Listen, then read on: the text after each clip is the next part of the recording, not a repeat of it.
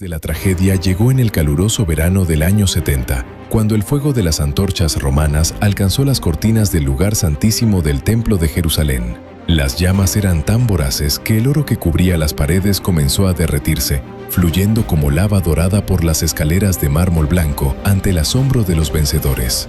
Los soldados romanos, cegados por la avaricia, no dudaron en desenterrar cada piedra del templo para encontrar el metal que se había filtrado en las profundidades de la tierra. En el principio de los tiempos, antes de que las grandes pirámides fueran siquiera sombras en la arena, un pueblo caminaba con una promesa grabada en el destino mismo de las naciones. Jerusalén no nació de la nada. Fue forjada por la voluntad de hombres que entendieron, mucho antes que el resto del mundo, que la fe y el oro son dos caras de la misma moneda. Bajo el reinado del rey Salomón, la capital de Judea dejó de ser un simple asentamiento de pastores para transformarse en el epicentro financiero de todo el Oriente Próximo conocido. Cada año, las caravanas cruzaban los desiertos más implacables para entregar 666 talentos de oro puro, una fortuna que desafiaba la imaginación de cualquier mortal.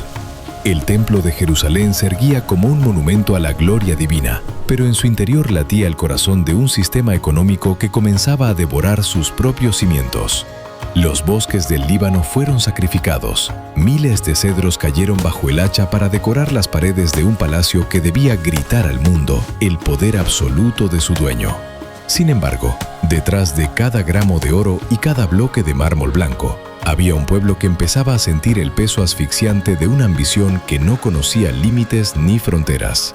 La reina de Saba no viajó miles de kilómetros solo para escuchar proverbios, sino para presenciar el milagro de una nación que había convertido la arena del desierto en una red de riqueza. Ella vio los caballos importados de Egipto y los carros de guerra que patrullaban las fronteras, símbolos de un orden militar financiado por los impuestos más altos de la historia antigua. Pero la muerte de Salomón reveló la fragilidad de un imperio construido sobre el exceso, dejando a su hijo Roboam la tarea imposible de mantener un sueño que ya era una pesadilla. Cuando el pueblo pidió alivio, Roboam respondió con la arrogancia de quien nunca ha conocido la escasez, sellando el destino de su linaje y la unidad de su preciada nación.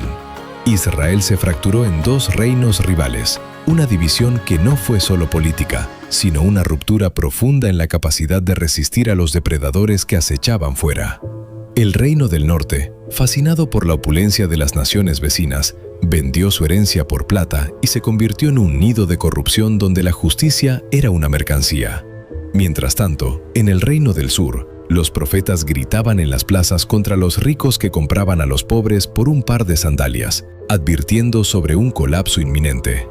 En el horizonte, la sombra de Babilonia comenzaba a alargarse, no como un mensajero divino, sino como una potencia económica hambrienta de los tesoros acumulados en los cofres. Nabucodonosor entendía que para destruir a un pueblo, primero debes destruir su centro financiero y su esperanza espiritual, dos pilares que en Jerusalén eran exactamente lo mismo. El asedio de la ciudad fue una tortura lenta, una asfixia donde el dinero perdió su valor y el hambre se convirtió en la única ley que regía las calles de la ciudad santa. Cuando los muros finalmente cedieron, no hubo piedad para los que habían puesto su confianza en las paredes de piedra y en los depósitos de oro que ya no podían salvarlos.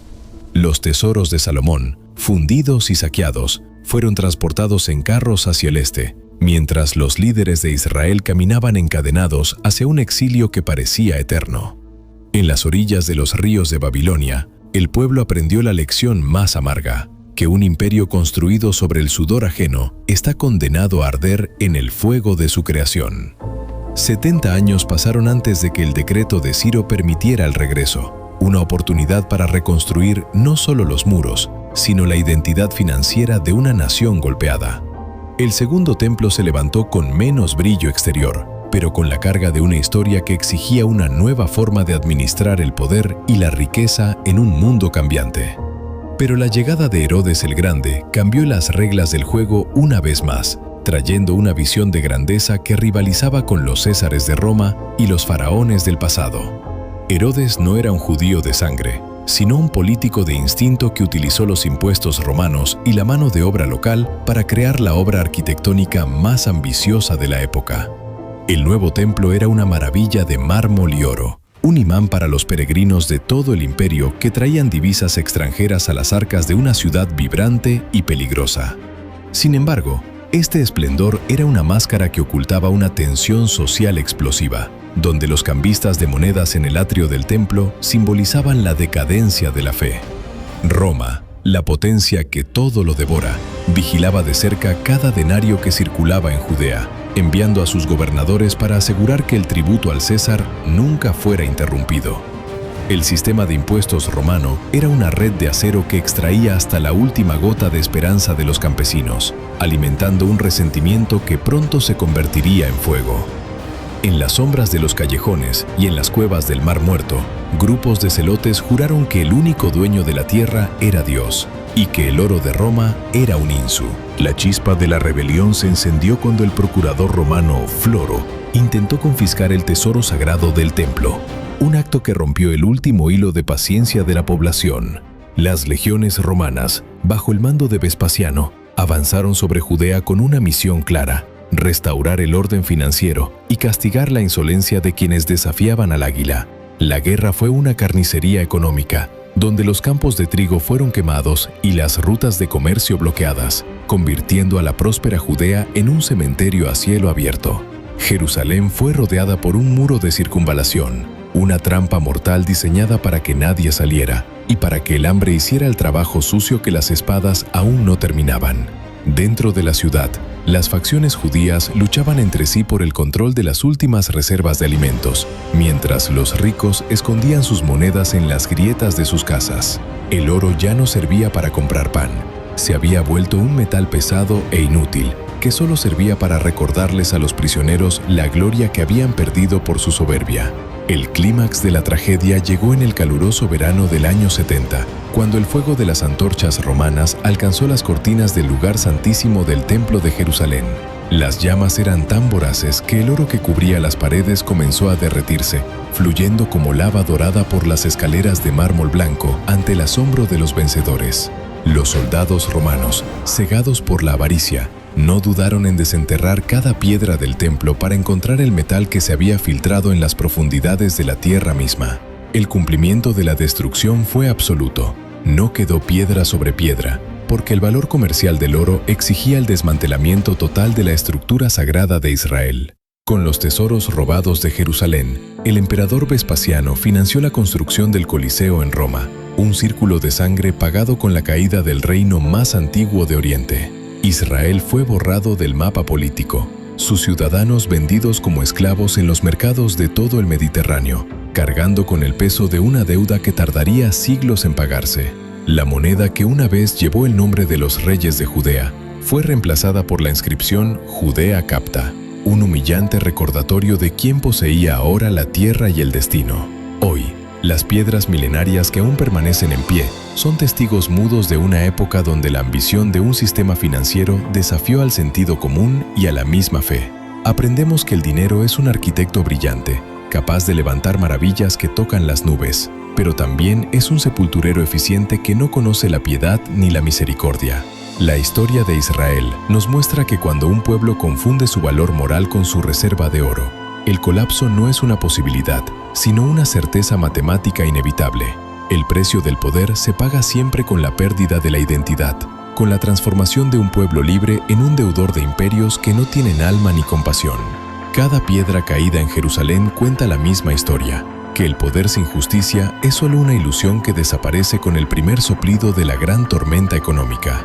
Aunque la nación renació, las cicatrices de su caída financiera sirven como una advertencia eterna para las civilizaciones modernas que creen ser demasiado grandes para caer al abismo.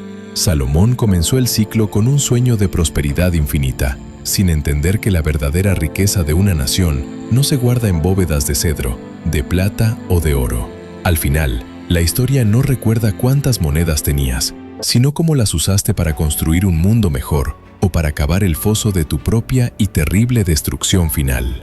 Mira las ruinas de los imperios pasados y pregúntate si estamos cometiendo los mismos errores, sacrificando nuestra esencia por el brillo de un metal que no podemos llevarnos al morir. Israel es el espejo de la humanidad, un recordatorio de que somos capaces de lo más sublime y de lo más bajo cuando el dinero dicta nuestras prioridades y nuestras metas diarias. Cuando el dinero controla todo, las palabras pierden su sentido, los pactos se rompen y la oscuridad se apodera de los pasillos de los grandes palacios y de los templos antiguos.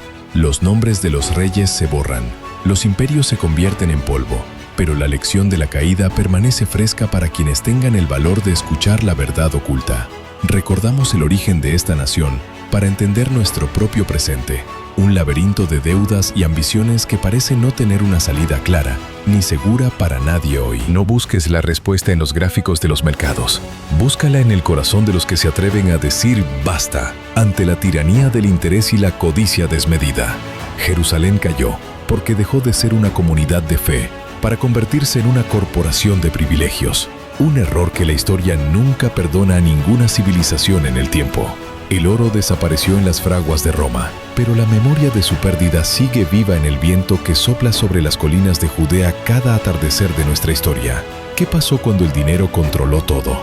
En Jerusalén, el resultado fue un silencio de siglos y un desierto que todavía guarda sus secretos más oscuros y profundos.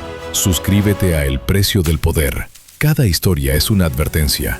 El próximo episodio puede cambiar cómo ves el mundo para siempre. Escucha el eco de la historia ahora.